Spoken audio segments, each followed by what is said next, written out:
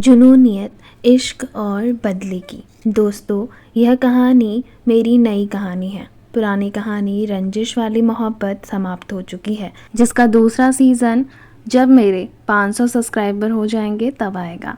तब तक आप इस नई कहानी के मज़े लीजिए। ये नई कहानी है जुनूनियत, इश्क और बदला। ये इश्क और बदले की ऐसी बेपनाह इश्क की दास्तान है जो आप सभी को बेहद पसंद आएगी। तो देर किस बात की, चलिए कहानी को शुरू करते हैं। इस कहानी के भाग जल्द से जल्द पाने के लिए चैनल को सब्सक्राइब करिएगा। अगर आप चैनल को सब्सक्राइब करते हैं तो ये कहानी के भाग रोज़ अपलोड किए जाएंगे, नहीं तो टारगेट देखकर कहानी के भाग अपलोड करूंगी। चलिए शुरू करते हैं। जुनूनियत, इश्क और बदले की, एपिसोड नंबर 3। अब तक आपने पढ़ा। शिवांगी और रवीना दोनों ही आद्या के साथ हुई घटना के बारे में बात कर रहे थे, पर आखिर ऐसी क्या घटना हुई है जिससे आद्या इतनी डिस्टर्ब हो चुकी है। तो वहीं यह रम्या कौन है और अंश के पिता कौन हैं, ऐसे कई सवाल पीछे छोड़ गई। आइए जानते हैं अब आगे। रवीना और शिवांगी दोनों ही पार्टी की तैयारी में लग चुके थे, तो वहीं शिवांश ने आद्या के पीछे सिक्योरिटी बॉडीगार्ड्स भेजे हुए थे। वह भी लगातार उनके टच में था। वहीं आद्या कंपनी पहुंची जहां उसका इंटरव्यू होने वाला था। इंटरव्यू फैशन डिपार्टमेंट के मैनेजर की पोस्ट के लिए था। आद्या ने देखा वहां कई सारे लोग इंटरव्यू देने के लिए आए हुए हैं। आद्या ने भी एक एक करके उन सभी की तरह अपना इंटरव्यू दिया।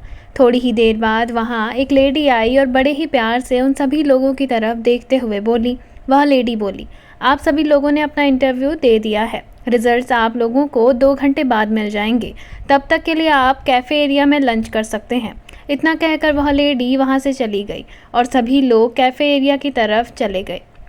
आद्या अपने पर्स में से अपना फ़ोन निकाल रही थी और अपने हाथ में पड़ी फाइल को पर्स में डाल रही थी। तभी उसे सामने से आता हुआ इंसान नहीं दिखा और अचानक उससे उसकी टक्कर हो गई, जिस कारण आद्या के हाथ का पर्स नीचे गिर गया और साथ ही में आद्या भी गिरने को हुई। उसने डर के मारे अपनी आंखें बंद कर ली कि तभी उसे महसूस हुआ कि वह नीचे गिरी नहीं है। उसने धीरे से अपनी आंखें खोली और इधर उधर देखा तो उसे किसी के मजबूत हाथों ने पकड़ा हुआ था। आद्या ने अपने सामने देखा तो एक लड़का उसकी नशीली निगाहें आद्या के मासूम चेहरे को देख रही थी। आद्या उसकी निगाहों से अनकंफर्टेबल हो रही थी। वह धीरे से उठी, जिसके कारण वह लड़का झेप गया। आद्या ने उस लड़के की तरफ देखते हुए बड़े ही शांत स्वर में कहा। आद्या बोली, सो सॉरी, मैं देख कर नहीं चल रही थी, मेरी गलती है। तो वह आदमी आद्या की तरफ देखते हुए बोला, it's okay miss, not a big deal, और गलती किसी से भी हो सकती है। बाय द वे, सॉरी मुझे भी कहना चाहिए, मेरा ध्यान भी मेरे फ़ोन पर था। आद्या ने हल्का सा मुस्कुराते हुए कहा, सॉरी वंस अगेन। इतना कहकर वो नीचे पड़ा हुआ अपना सामान उठाने लगी और उसकी मदद करने के लिए वह आदमी भी आद्या की फ़ाइलों के पन्ने जो कि उड़ चुके थे उन्हें समेटने में लग गया। आद्या ने जल्दी ही अपनी फ़ाइल से बाहर निकले पन्नों को समेटा और उसके बाद अपने बैग में उस फाइल को रखते हुए वहाँ से जाने लगी। तभी वह लड़का आद्या की तरफ देखते हुए बोला। वैसे आपका नाम? आद्या बोली, Aadya Singh Rathore, thank you for your help. इतना कहकर आद्या वहाँ से अब बस निकलना चाहती थी, इसलिए वह जल्दी से बिना किसी अन्य की तरफ ध्यान चलाए चल पड़ी। तो वहीं वह लड़का उसे जाता हुआ देख रहा था। वह लड़का उसकी तरफ देखते हुए बोला। आद्या, नाइस नेम। तभी वहाँ पर एक ऑफिस स्टाफ का आदमी आया। वह आदमी बोला, सम्राट सर आप? सम्राट उस आदमी की तरफ देखते हुए बोला, क्यों, मैं कंपनी नहीं आ सकता?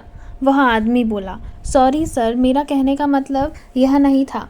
आपकी तो आज होटल प्लाजा में मीटिंग थी इन्वेस्टर्स के साथ, आप कंपनी बेचना चाह रहे थे। तभी सम्राट बोला, हाँ, पर वो डील फाइनल नहीं हो पाई। एक दूसरे इन्वेस्टर मिल गया है जो हमारी कंपनी खरीदना चाह रहा है। बाय द वे, ये कंपनी में आज कोई मेरा लगा हुआ है। तभी वह आदमी बोला, सॉरी सर, हमारे मैनेजर की पोस्ट खाली थी, इस वजह से मैनेजर और कुछ एम्प्लॉयज़ के लिए इंटरव्यू रखवाया गया। यह सब उसी के कैंडिडेट हैं। तभी सम्राट उस आदमी की तरफ देखते हुए बोला, तो मिस आद्या सिंह राठौर किस पोस्ट के लिए इंटरव्यू देने आई हुई है? आदमी बोला, सर चेक करके बताना पड़ेगा, एक्चुअली काफ़ी कैंडिडेट इंटरव्यू के लिए आए हुए हैं। 1 मिनट, मैं चेक करके बताता हूँ। उस आदमी ने अपने हाथ में फाइलों को देखा और उसमें से आद्या सिंह राठौर का नाम चेक करने लगा। चेक करने के बाद सम्राट की तरफ देखते हुए बोला। वह आदमी बोला, सर वो मैनेजर की पोस्ट के लिए आई हुई थी, उनका इंटरव्यू काफ़ी अच्छा हुआ है, इसलिए मैनेजर की पोस्ट के लिए उन्हीं को रिक्वायर्ड कर रहे हैं। तभी सम्राट बोला, इसको मेरी पर्सनल सेक्रेटरी की पोस्ट दे दो। तभी वह आदमी बोला, पर सर आप तो सेक्रेटरी रखते नहीं हैं और मिस आद्या यहाँ मैनेजर की पोस्ट के लिए आई हुई है। सम्राट बोला, ये मेरी सेक्रेटरी ही बनेगी, तुम कॉन्ट्रैक्ट बनाओ। इतना कहकर वह वहाँ से चला गया। तो वहीं वह आदमी अपने सर पर हाथ रखते हुए उस आदमी को जाते हुए देखकर बोला। वह आदमी बोला, यह क्या हो गया? इस हफ्सी की नज़र आते ही मिस आद्या पर पड़ गई। ना जाने अब क्या होगा। सम्राट उस कंपनी का मालिक था जिस कंपनी में आद्या इंटरव्यू देने गई थी। यह कंपनी सम्राट किसी को बेचना चाह रहा था, लेकिन उसने जब से आद्या को देखा तब से उसके दिमाग में कुछ और ही खिचड़ी पकने लग गई। उसके दिल दिमाग पर आद्या ना जाने किस कदर हावी हो चुकी थी कि वह आद्या के लिए ढेर सारे सपने सजा चुका था, पर वह भूल गया था कि आद्या कौन है, क्योंकि जब उसे पता चलेगा तो उसके रोंगटे खड़े हो जाएंगे। वहीं सम्राट की आने वाली चाल से बेखबर आद्या कैफ़े एरिया में आकर अपने हाथ में कॉफ़ी लिए कॉफ़ी पी रही थी, इस बात से बेखबर कि उसकी आने वाली ज़िंदगी में उसके साथ क्या क्या बदलने वाला है। तो वहीं दूसरी ओर न्यूयॉर्क में शनाया, जिसने एक रात पहले रुद्रांश प्रताप सिंह के साथ बदतमीज़ी की थी, उसको अपने किए की सज़ा मिल गई। इससे पहले शनाया कोई चाल चलती, रुद्रांश अपने कदम बढ़ा चुका था। रुद्रांश ने शनाया को पूरी न्यूयॉर्क सिटी में बैन करवा दिया था। हुआ यह कि रुद्रांश ने शनाया को एक केस में लिंक करवा कर पुलिस से पकड़ा दिया, और न्यूयॉर्क की पुलिस का कानून बहुत सख्त था। वहाँ का कानून इतनी आसानी से किसी भी मुजरिम को छोड़ने वाला नहीं था। शनाया का करियर बनने से पहले ही डूब चुका था। शनाया कोई चाल चलती, उससे पहले ही वह जेल की सलाखों के पीछे जा चुकी थी। शनाया जेल में बैठी अपने बाल नोच रही थी और गुस्से से चिल्ला चिल्ला कर वहाँ सबको बता रही थी कि वह एक मॉडल है। वहीं पुलिस वाले उसको देखकर हंस रहे थे। शनाया अपनी इंसल्ट बर्दाश्त नहीं कर पा रही थी। तभी वहाँ रुद्रांश आया और मुस्कुराते हुए बोला, कहा था ना शनाया शेखावत कि मुझसे दूर रहो, वरना अर्श से फर्श तक लाने में मुझे ज़्यादा समय नहीं लगेगा। लो, तुम कोई चाल चलती उससे पहले ही मैंने अपनी चाल चल दी। शनाया ने जैसे ही यह सुना तो उसकी आंखें फटी की फटी रह गई। शनाया रुद्रांश की तरफ देखते हुए बोली, इसका मतलब यह सब तुमने करवाया है? रुद्रांश बोला, ऑफ कोर्स बेबी, और मैं कुछ भी कर सकता हूँ, यह तो बस शुरुआत है। तभी शनाया गुस्से से रुद्रांश की तरफ देखते हुए बोली, मैं तुम्हारा मुंह नोच लूँगी। तुम्हारी हिम्मत कैसे हुई मेरे साथ इतना गंदा खेल खेलने की रुद्रांश प्रताप सिंह? मैं जल्द ही तुम्हारी ज़िंदगी में वापस आऊँगी और ऐसा तूफ़ान मचा दूँगी कि तुम्हारी पूरी दुनिया पलट जाएगी। छोड़ूंगी नहीं मैं तुम्हें। तभी रुद्रांश शनाया की तरफ देखते हुए बड़े ही एटीट्यूड से बोला। रुद्रांश बोला, देखते हैं, फ़िलहाल तो तुम यह सोचो कि तुम इस केस से बाहर कैसे आओगी, और आ भी गई तो फिर करोगी क्या? तुम्हारा करियर तो बर्बाद हो चुका है। इतना कहकर रुद्रांश वहाँ से अपने कोट को सही करते हुए बड़ी अकड़ के साथ चला गया और शनाया पीछे चिल्लाती रह गई। रुद्रांश कंपनी पहुंचा तो उसने देखा कि उसका मैनेजर हर्षित वहां बैठा हुआ है। हर्षित के हाथ में एक फाइल थी जिसे हर्षित रुद्रांश को दिखाने वाला था। रुद्रांश हर्षित की तरफ देखते हुए बोला, क्या हुआ, तुम बड़े सीरियस लग रहे हो? हर्षित रुद्रांश की तरफ देखते हुए बोला, सर आपको इंडिया जाना पड़ेगा। जैसे ही रुद्रांश ने यह सुना तो उसके पैरों तले ज़मीन खिसक गई। रुद्रांश हर्षित से बोला, क्यों? हर्षित बोला, सर एक प्रॉब्लम हो चुकी है। रुद्रांश बोला, तुम सॉल्व कर लेना, तुम इंडिया जा रहे हो, मैं नहीं जा रहा हूँ। इतना कहकर रुद्रांश ने हर्षित को वहाँ से जाने के लिए कह दिया। हर्षित रुद्रांश की तरफ देखते हुए बोला, पर सर एक बार मेरी बात तो सुन लीजिए। रुद्रांश बोला, मैंने कह दिया तुम इंडिया जा रहे हो, यह मेरा फाइनल डिसीजन है, नाउ गेट आउट। इतना कहकर रुद्रांश ने हर्षित को बाहर जाने के लिए कह दिया।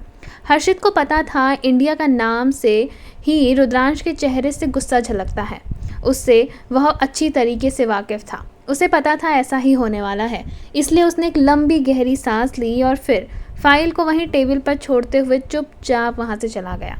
हर्षित अपने कैबिन में आया और टेबल से पानी लेकर पानी पीते हुए बोला। हर्षित बोला, मुझे पता है सर आप वहाँ क्यों नहीं जाना चाहते हैं, पर इस बार आपको जाना पड़ेगा, क्योंकि यह प्रॉब्लम कोई आम प्रॉब्लम नहीं है। आपके बिना यह प्रॉब्लम सॉल्व नहीं हो सकती।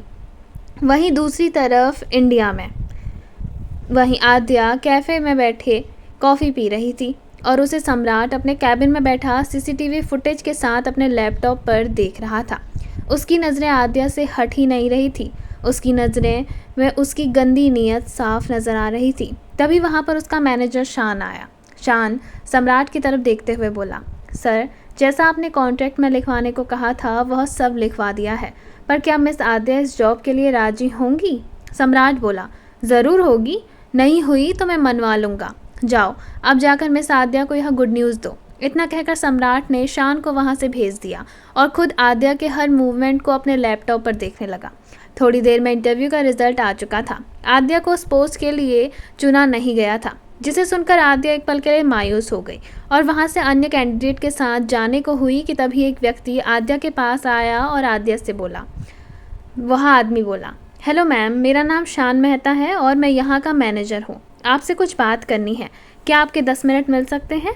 आद्या ने इतना सुना तो वह मैनेजर की तरफ देखते हुए बोली। आद्या बोली, ठीक है, कहिए क्या बात करनी है आपको? शान बोला, मैम, आप मेरे कैबिन में चल सकती हैं। इतना कहकर शान अपने कैबिन की तरफ चला गया तो वहीं आद्या भी शान के पीछे पीछे उसके कैबिन की तरफ जाने लगी। आद्या शान के कैबिन में पहुंची तो शान आद्या की तरफ देखते हुए बोला, मिस आद्या, आपको मैनेजर की पोस्ट के लिए रिक्वायर्ड नहीं किया गया है। उसके पीछे एक बहुत बड़ा कारण है। आपको हमारे बॉस की पर्सनल सेक्रेटरी के तौर पर असिस्ट किया गया है। यह है कॉन्ट्रैक्ट पेपर, आप पढ़ लीजिए और साइन कर दीजिए। तभी आद्या बोली, पर इंटरव्यू तो मैनेजर की पोस्ट पर था। डिज़ाइनिंग हेड के मैनेजर की पोस्ट के लिए ही मैंने अपना इंटरव्यू दिया था, तो फिर मैं पर्सनल सेक्रेटरी के तौर पर कैसे काम कर सकती हूँ सर? शान बोला, I know miss Aadya, but आपके स्किल्स, आपके क्वेश्चंस का आंसर देने का तरीका, बात करने का लहजा काफ़ी अच्छा है। ऐसा लगता है कि जैसे कि आप एक्सपीरियंस हैं। इसलिए अगर आप सर की पर्सनल सेक्रेटरी बनेंगी तो आप मीटिंग्स में भी काफ़ी अच्छे से प्रेजेंटेशन शो कर सकती हैं। इसलिए आपको पर्सनल असिस्टेंट बनाने का फैसला किया गया है। इसलिए आप कॉन्ट्रैक्ट पर साइन कर लीजिए। इसके तहत आप 4 साल तक कंपनी छोड़कर नहीं जा सकती। अगर आप गई तो आपको 5 करोड़ फाइन भरना पड़ेगा और अगर आप नहीं भर पाई तो कंपनी आपके फैशन इंडस्ट्री से आपको हमेशा हमेशा के लिए बैन कर देगी। जैसे ही आद्या ने यह कंडीशन सुनी तो ना जाने क्यों उसे कुछ अजीब लगा। आद्या बोली, ठीक है, पर अगर मैं यह जॉब ही ना करना चाहूँ तो? शान ने एक नज़र आद्या की तरफ देखा और फिर बोला, देखिए मिस आद्या, यह एक बहुत अच्छी अपॉर्चुनिटी है। मेरी माने तो आप इसे गवाइए मत। आपको एक अच्छी पोस्ट दी जा रही है, एक अच्छी सैलरी पैकेज दिया जा रहा है, तो इसमें इतना सोचना क्या? आद्या ने शान की तरफ देखा और बोली, मुझे आपके सर से मिलना है। आपके बॉस कौन हैं? शान बेचारे को अब कुछ कहना ही नहीं आ पाया। वह समझ गया था कि आद्या मासूम लड़कियों में से नहीं है और अब उसके पास कोई चारा भी नहीं था। शान आद्या से बोला, मिस आद्या, आगे से लेफ़्ट में है, आइए मैं आपको छोड़ देता हूँ। आद्या ने एक नज़र शान की तरफ देखा और फिर उस कॉन्ट्रैक्ट की तरफ को उसे उठाया और उसके बाद सीधे शान के साथ सम्राट के कैबिन में जाने लगी। आद्या कैबिन में पहुंची तो सम्राट एक फ़ाइल पर काम कर रहा था। आद्या उसे देखते ही पहचान गई और सम्राट की तरफ देखते हुए बोली। आद्या बोली, क्या मैं जान सकती हूँ कि मुझे यहाँ पर यह मेहरबानी क्यों दी गई है सर? सम्राट ने अचानक अपने सामने देखा तो उसे कुछ कहना ही नहीं आया। उसने आद्या के पीछे खड़े शान को देखा और फिर आद्या के हाथ में उस कॉन्ट्रैक्ट पेपर को। सम्राट समझ चुका था कि आद्या उसे इसी बारे में पूछने आई है। सम्राट आद्या की तरफ देखते हुए बड़े ही प्यार से बोला, मिस आद्या, आपको ये पोस्ट मेरा पर्सनल ओपिनियन को देकर नहीं मिली है। आपको यह पोस्ट आपकी काबिलियत देकर दी गई है। आपने काफ़ी अच्छे नंबरों से कॉलेज कंप्लीट किया हुआ है और आपकी स्किल्स भी काफ़ी अच्छी हैं और फैशन इंडस्ट्री को यही तो चाहिए। तभी आद्या सम्राट की तरफ देखते हुए बोली, सर, मैं यहाँ मैनेजर की पोस्ट के लिए आई थी, डिज़ाइनिंग डिपार्टमेंट की हेड के लिए यह पोस्ट निकाली गई थी और मेरा काम, मेरी स्किल्स सब मेरे रूल्स के अकॉर्डिंग होता है। मैं डिज़ाइंस बनाती हूँ पर पर्सनल सेक्रेटरी और डिज़ाइन मेकर में बहुत फ़र्क होता है। सॉरी टू से, पर मैं आपकी पर्सनल सेक्रेटरी नहीं बन सकती। इतना कहकर आद्या वहाँ से जाने को हुई कि तभी सम्राट आद्या की तरफ देखते हुए बोला। सम्राट बोला, मिस आद्या, अगर सैलरी पैकेज की बात है तो आप चिंता मत करिए, वह आपकी बढ़ जाएगी। आपको मेरी तरफ से फुल कोऑपरेट होगा। तभी आद्या बोली, क्यों करना चाहते हैं आप फुल कोऑपरेट? इतनी बड़ी कंपनी के मालिक होकर एक मामूली सी लड़की को आपने इतनी बड़ी पोस्ट ऑफर कर दी। उसके बाद 18 लाख का ईयरली पैकेज को आप बढ़ाने की बात कर रहे हैं। कॉन्ट्रैक्ट में यही लिखा हुआ है कि पर्सनल सेक्रेटरी के लिए मुझे 18 लाख सालाना के हिसाब से सैलरी दी जाएगी। तो ऐसा क्या फ़ायदा है आपका इसमें कि आप मेरी सैलरी बढ़ाने की बात कर रहे हैं, पर यह नहीं चाहते कि मैं यहाँ से जाऊँ। सम्राट ने इतनी बोल्ड लड़की पहली बार देखी थी। उसे यकीन नहीं हो रहा था कि पिछले 10 मिनट से आद्या उसे रोस्ट करे जा रही थी। आद्या ने उसे कॉन्ट्रैक्ट को देखा और उसे अपने हाथों से फाड़ते हुए सामने पड़े डस्टबिन में फेंक कर बोली। आद्या बोली, मेरे अपने कुछ उसूल हैं मिस्टर सम्राट। मैं नौकरी करना चाहती हूँ, अपने दम पर खड़ा होना चाहती हूँ। तभी सम्राट आद्या के पास आया और आद्या से बोला। सम्राट बोला, किस बात का घमंड है तुम्हें? मैंने तुम्हें इतनी अच्छी ऑफर दी। देखो, सिंपल सी बात है, तुम एक बेहतरीन कैंडिडेट हो, हमारी कंपनी को बहुत अच्छी प्रॉफिट दे सकती हो, इसलिए मैंने तुम्हें यह पोस्ट ऑफर की। और पर्सनल सेक्रेटरी रहोगी तो मेरे साथ ट्रिप करती रहोगी।